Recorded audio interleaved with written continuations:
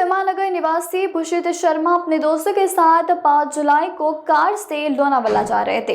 रास्ते में एक जायजा कार में आए 6 लोगों ने उनकी गाड़ी रोक ली और खुद को पुलिसकर्मी बताया। आरोप है कि आरोपियों ने गाड़ी की तलाशी लेकर उसमें ड्रग्स होने का झूठा आरोप लगाया और कार्रवाई का डर दिखाकर 5 लाख रुपए की रंगदारी मांगी।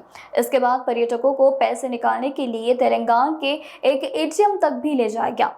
मौका मिलते ही पर्यटकों ने पुलिस से संपर्क करने की कोशिश की, जिसके बाद आरोपी वहां से फरार हो गए। मामले में काश्मीर टाकवे पुलिस ने 6 अज्ञात आरोपियों के खिलाफ मामला दर्ज कर लिया है और साथ ही जांच जारी है।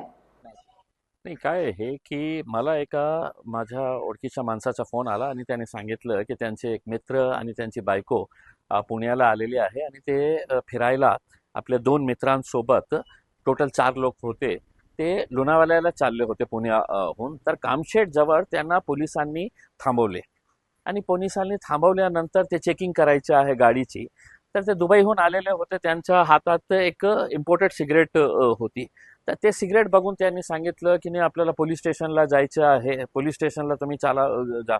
आता त्यांना आश्चर्य वाटलं की कशासाठी पोलीस स्टेशनला। त्यांनी सगळं गाडी चेक केली, काहीही त्यांना मिळालं नाही आहे, पण ते दमदाटी करू लागले। 2 पोलीसवाले ते गाडीमध्ये बसले आणि 4 पोलीसवाले जे होते ते साईडच्या ते स्वतःच्या गाडीमध्ये बसून त्यांना घेऊन ते तलेगावपर्यंत गेले आणि मला फोन आला की ते माझा एक मित्र जे आलेला आहे दुबईला, त्यांचा फोन आला आणि त्यांनी सांगितलं की 1 लाख रुपये तुम्ही डिपॉझिट करा। मला वाटलं की भाई दुबईहून आलेला, बायकोसोबत नवीन मॅरिड झालेली आहे आणि त्याला कशाला 1 लाख रुपये पाहिजे। काहीतरी माझ्या डोक्यात आलं की म्हणजे काहीतरी इश्यू आहे, प्रॉब्लेम। मी त्यांना सांगितलं की विचार बाबा काय आहे करके उसमें। माझ्या मनात आलं होतं की कोणीतरी त्यांना हे धमकी देत असेल, कोणीतरी त्यांना जबरदस्तीने पैसे मागत असेल आणि तसाच प्रकार घडला। दुपारी 3 वाजेपासून रात्री 10 वाजेपर्यंत या लोकांनी त्या 4 लोकांना गाडीमध्ये जे बसलेले होते त्यांना घेऊन फिरले आणि मागणी काय करत होते, 1 लाख रुपयापासून सुरू केली आणि नंतर मागितलं की 4 लाख रुपये द्या तुम्ही, एक माणसाचा 1.25 लाख रुपये। जेव्हा आम्हाला हे कळलं तर मला असं वाटलं की कोणीतरी ह्या लोकांना काही गँग असेल आणि ते किडनॅप केलं असेल आणि ते पैसे मागत असेल। मी माझ्या माणसाला जे फोन केलं होतं त्यांना सांगितलं की त्यांना विचारा कोडवर्डमध्ये की काही प्रॉब्लेममध्ये आहे का, आणि त्यांनी विचारलं आणि त्यांनी सांगितलं होय आम्ही प्रॉब्लेममध्ये, आणि ते असं पोलीस असं म्हणजे काय होतं की त्या लोकांनी त्या जे किडनॅपर्स म्हणा त्यांनी त्यांचा फोन पण घेतलं होतं।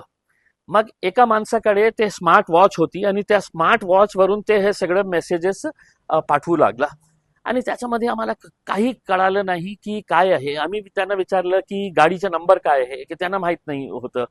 फक्त त्यांनी सांगितलं की टाटा पंच गाडी होती। मग मी इमिजिएट काय केलं की मी पोलीस कमिशनर पिंपरीला कॉल केला, विनय कुमार चौबे साहेबांना।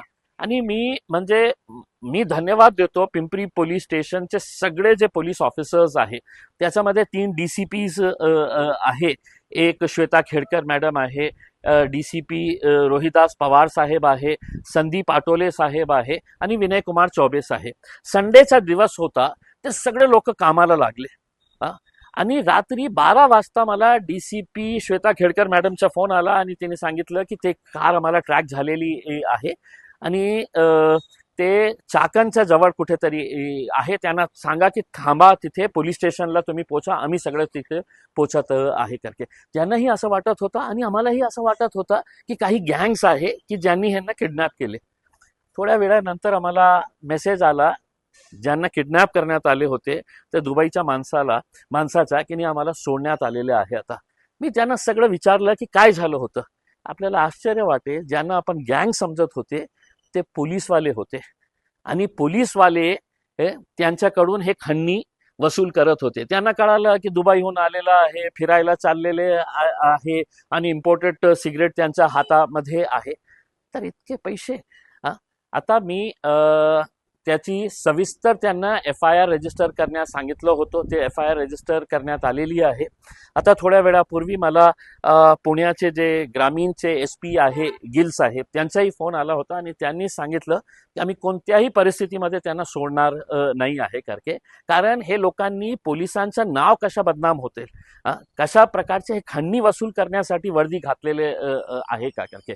एका साईडला अशा प्रकारचे पोलीस आणि एका साईडला त्या पिंपरीचे सगळे ऑफिसर्स जे रस्त्यावर उतरले होते आणि आता SP साहेबांचा स्वतः फोन आला होता. म्हणून माझी अपेक्षा हे आहे की त्यांच्यावर कठोर शिक्षा झाली पाहिजे, सस्पेन्शन नाही, त्यांना नोकरीतून बरखास्त केला पाहिजे उसमें. कारण अशा प्रकारचे जे पोलिसिंग सुरू आहे ते मला वाटत नाही आहे की त्यांचं नाव काही चांगलं होणार आहे. आपण स्ट्रिक्ट मेसेज देण्याची आवश्यकता आहे.